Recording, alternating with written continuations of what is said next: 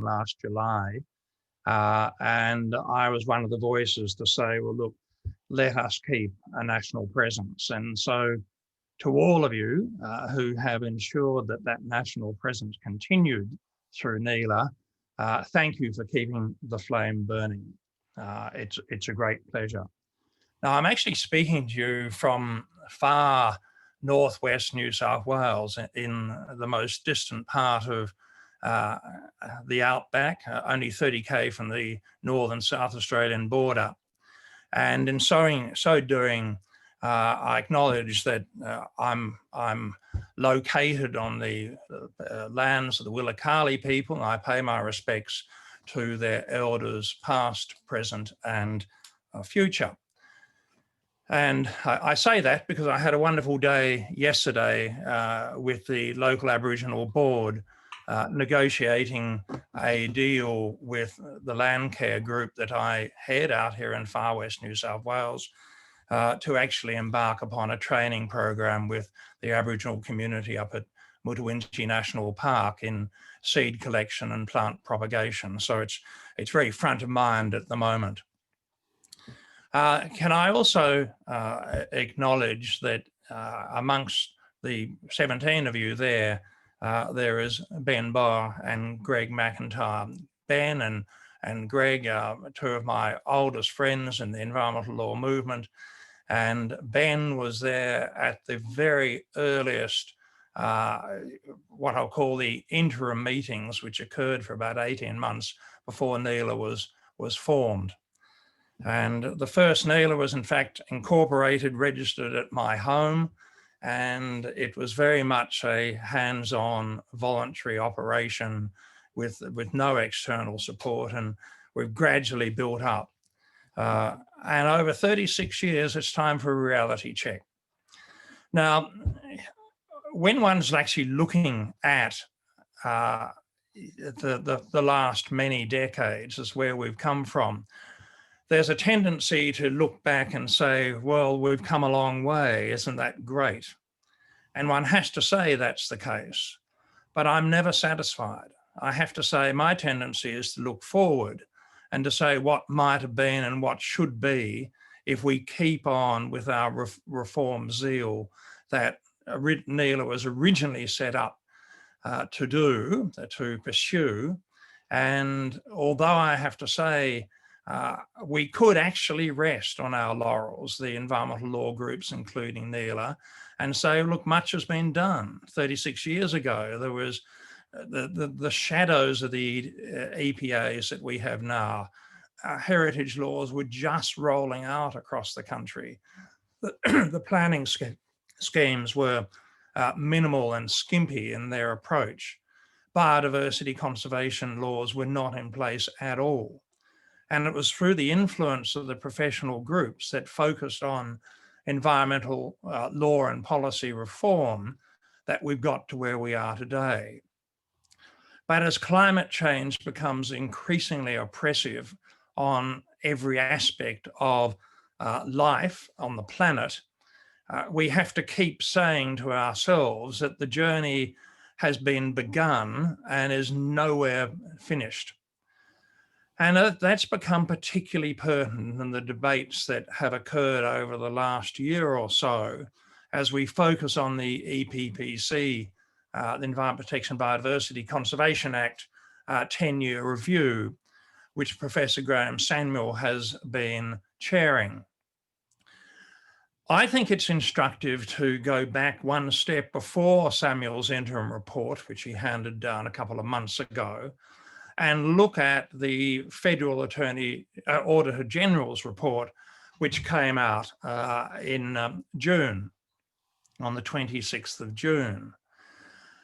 And the reason I look at the Auditor General's report is because I think there are some very strong messages that come out of it, which should inform our response to the Samuel inquiry and to the reformist zeal, often negative, which is occurring in the states and territories across this country.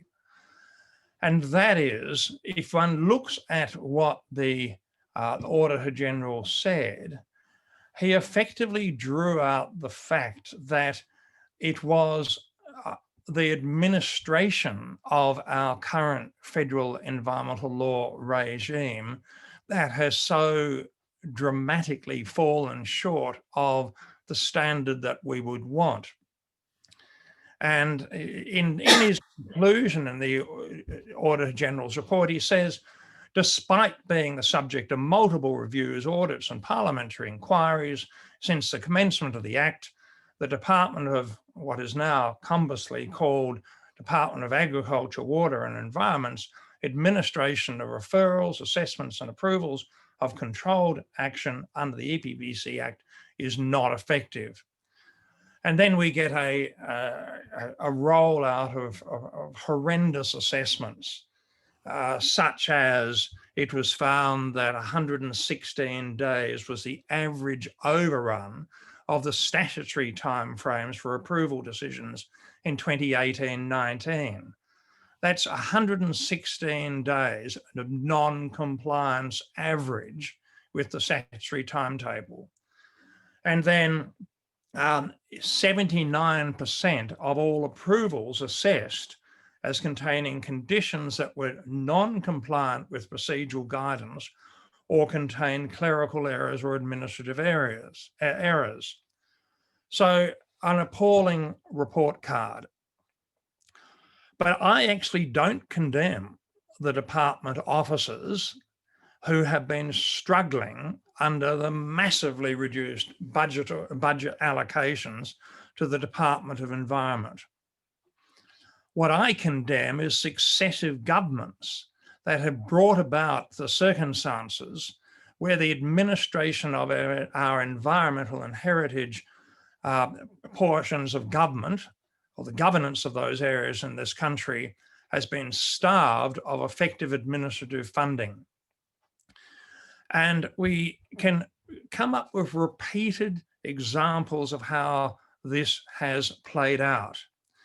Just prior to the passing of Professor David Yenkin, who was in fact the first chair of the Australian Heritage Commission, the fortnight before he died, he released a very important book called Valuing Australia's National Heritage. And this was a checklist. It was a reality check of where we are at with the management of our heritage, natural and cultural heritage in this country.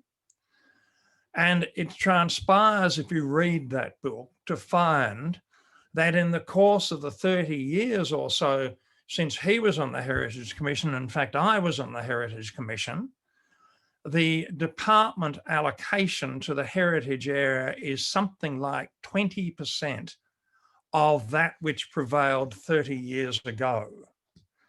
And so you find that constantly there are these reports of delays and problems and ineffective reviews of applications occurring across the national governance regime, but also across states and territories.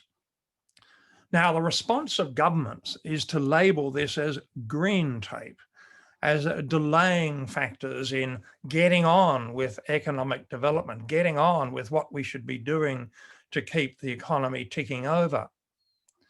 But in actual fact, if you hone in on the problem, in my view, much of the issue is not with the legislation or with the policy, but it lies with the allocation of money to the administration so that they should be doing the job and they can't be doing the job.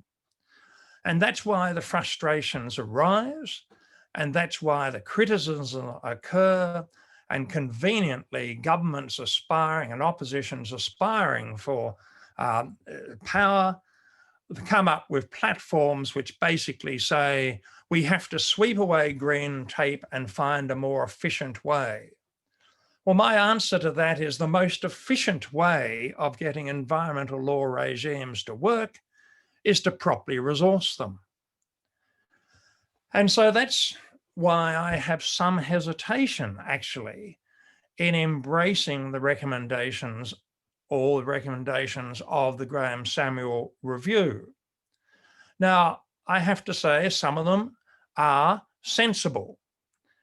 To have national environmental standards are sensible, because we've already had the precedent in the course of the last 30 or more years of national standards actually working. Because we know that with the NEPMs, the National Environmental Protection Measures produced by the National Environmental Protection Council, in the areas of air toxins, ambient air quality, assessment of site contamination, diesel vehicle emissions, movement of controlled waste, national pollutant inventory, and used packaging, there are national standards which have actually worked very well. Because by formulating those national standards, it set a pathway for the state and territory administrations to either adopt compatible or compliant policies in their own jurisdictions, or wholly embracing the actual NEPM that's been approved by what was once the National Environment Protection Council, or the Council of Australian Environmental Ministers. So there is a precedent. It can work. But at the end of the day, what do you need to ensure that it does work in a federal system, which by its very nature is competitive? And it's particularly competitive when you have downturns in the economies. Because at the end of the day, governments in states and territories want to be re-elected.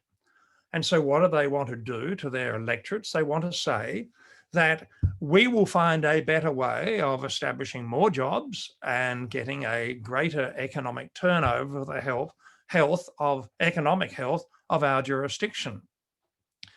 And so they are actually in competition. Now, a reasonable and responsible government will resource the environmental and heritage sectors to ensure that the administration in their states and territories work. But an unreasonable government, a feral government, does the opposite.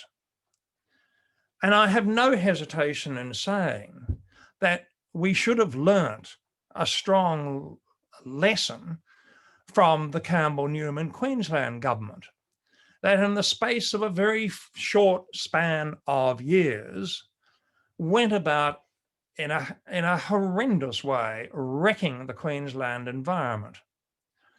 And the clearance laws that were swept away and the numerous other environmental and heritage protections which were weakened during the Campbell-Newman years, were they overshadowed by the federal government coming in and saying, you're going too far? The flow of material out and through your rivers into the Great Barrier Reef is impacting our World Heritage Reef, or our World Heritage listed forests are being endangered, or the degree to which land clearance is occurring is significantly increasing or reducing the effect of abating the increase in greenhouse gases being emitted. No, the federal government, under the current balance of power between federal and state, was effectively impotent. And so the Campbell-Newman government wreaked havoc. That's not the only example that one could give if one reviews the last 36 years. But what I say is that there's a sobering lesson that must be taken into account when determining what the reforms should be if we are to significantly change the EPBC Act by actually handing down Commonwealth powers and responsibilities pursuant to bilateral agreements to the states and territories. And the lesson is this: will the state and territory governments be ready to pick up their responsibilities in a responsible way and not in a competitive way, and drive the administration of the environment to its lowest common denominator? Now, of course, I'm placing a colourful stress upon this threat, but I think the reality is that we have a history which is pretty poor. we have a history where jurisdictions across this country do compete, and they do compete, especially when the chips are down at election times, where they basically say, all right, we will loosen these controls, or we will make it more effective in getting the economic development that's required. So we do have a current Queensland government approving another giant coal mine. So the reality is that if you are to look at environmental reform, the most effective way is to look at the question whether or not you've got a government that is prepared to put the resources into the administration of whatever system they are managing. Now, I have to say, I think the Victorian government currently has an excellent record, and it is actually, again, leading the way in putting forward reforms which are highly responsible with respect to climate change, with environmental management. And the reforms that we're seeing to the Environment Protection Act, in the heritage field, in the climate change area generally in Victoria, are sound. And the allocation of resources appears to be sound.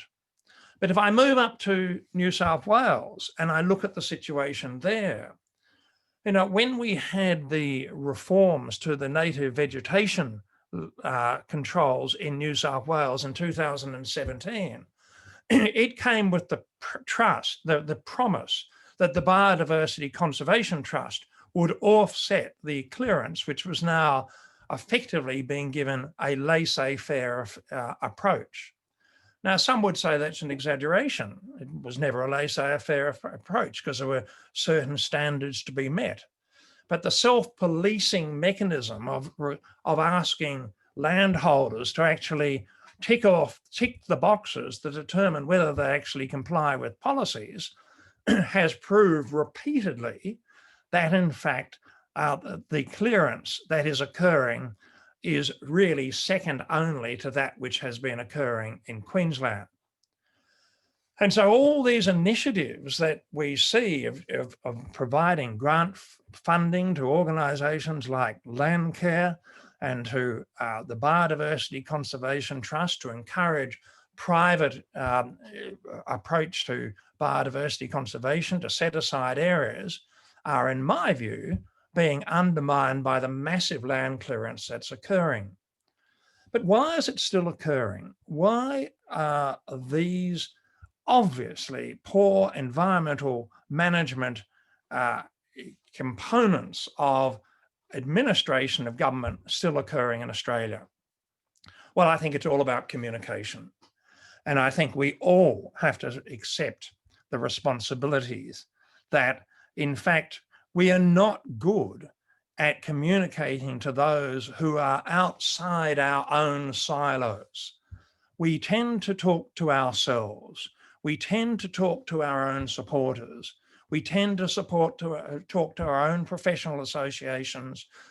And as a consequence, we will have a room filled with people who will nod and agree and say, yes, what you're talking about is sense.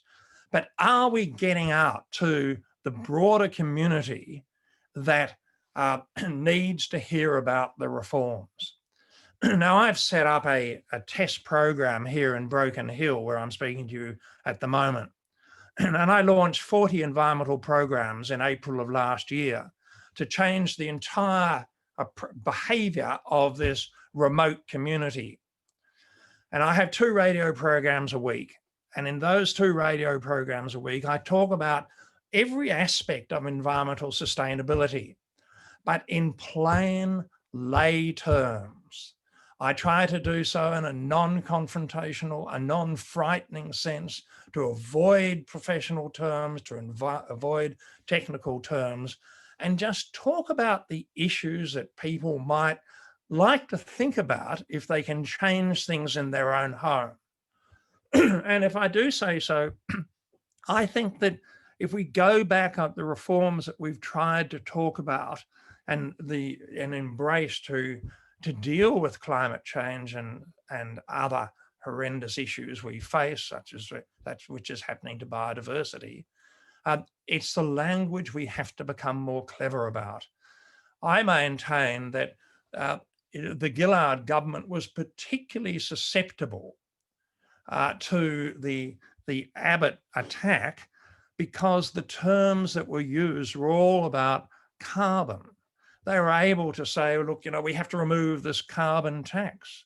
But if they talked about more basic things about air pollution, about wanting your kid when going off to school to have fresh air to breathe, or the car that you're driving behind is not churning out some emissions that you'll be choking on, if they'd got the language better, I think it would have been harder for the Abbotts of the world to frighten the community. And it's because of that we should never stop being vigilant in finding a better way to communicate about the issues that we care about, and being vigilant in ensuring that we're getting to audiences that are far beyond just our own professional groups, but out there into the community. At the moment in the far west of New South Wales, we've had a reprieve, and I call it a reprieve, from the worst drought in Australian history. And we had a lot of rain the other day, 48 mils, and suddenly what was bare wind-blown red dust now looks like Ireland. It's as green as anything. But what's happening? Going past my front gate here, a truck after truck filled with thousands of stock coming back into the Western Division. And anyone that knows anything about responsible land management would agree with me that what you should do is rest the countryside for at least one season, if not 2 seasons, before you reintroduce stock. Now, I tell this because it's this story, because it's not rocket science. The concept of fallowing occurred in the medieval times in Europe, and they spread out as a good, sound agricultural practice. Yet now we're seeing that people are still doing this sort of thing in outback New South Wales. And it's because of a failure of communication. It's a failure to say, well, look, you might get a quick, sharp return in economic this year, but you'll curse your sons and daughters and future generations to oblivion as far as land management is concerned. So my basic message is, when we're looking at the reforms that are currently being debated across this country, we have to ask firstly, if they are to be delegated to states and territories, are they willing to be resourced to ensure that what are sensible policies, which should not be frightening policies, which should not be frightening laws, can they be effectively administered so that you do actually, when lodging an application to do something, get a response in a reasonably efficient time, looking after the environment while at the same time ensuring that the economic health of the nation is safeguarded. So let's be careful when we embrace the Samuel Review recommendations. Let's be vigilant in communicating with our state and territories, ensuring that the resourcing is there. And let's be sure that whenever we as practitioners are talking to clients or the public or other groups, that we're communicating in a way by which we are convincing, and that we convey messages that in actual fact are the truth. That if you actually look after the environment, you'll result in a better lifestyle. You will probably come to pass with a better economic community, because you'll actually get to a point where you have certainty, where you have an assurance of consistency, and certainty and consistency is what everyone wants. And so if you see the reports of the Auditor Generals, let's not think it's a failure of the environmental law system. Let's interpret it as a failure of governance, and let's not allow it to happen going on into the future. So Hannah, I think I'll leave it there.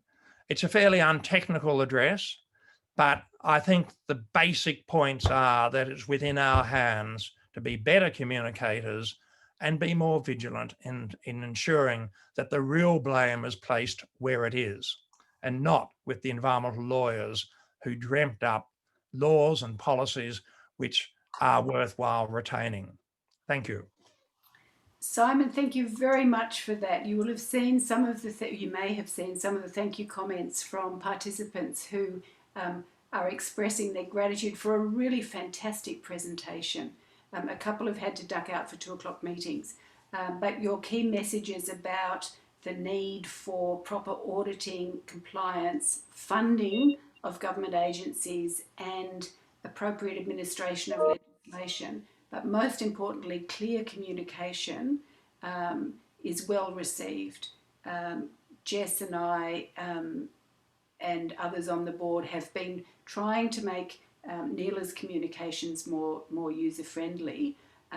We are talking within our professional circles. We do have to become less siloed and reach out. But I just wonder whether, in fact, the terrors of climate change will relieve some of us, relieve the burden from some of us, because here in the ACT, as you know, we've been facing onslaughts of wildfires for the last couple of years, and the air was unbreathable earlier this year, as it was back in 2003, which I also lived through.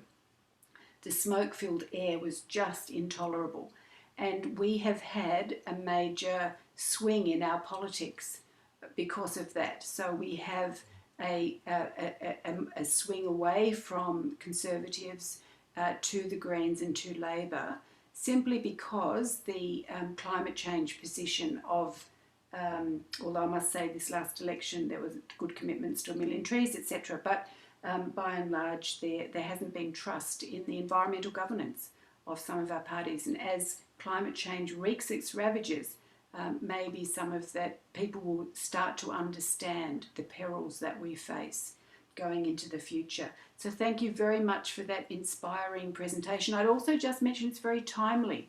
There is a joint parliamentary committee inquiry into the Auditor General's legislation.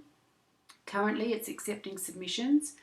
If anyone would like to contribute to a submission to that inquiry, there has been some work done. Appeal that Ben was involved in establishing the panel of experts on environmental law. The blueprint did make very strong recommendations about the need for the establishment of a national environmental auditor to police and ensure compliance with environmental standards.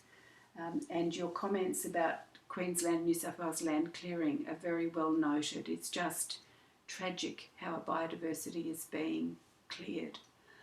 So thank you again, Simon, for your wonderful presentation, and it has been recorded, and I hope that we can make it available on our website.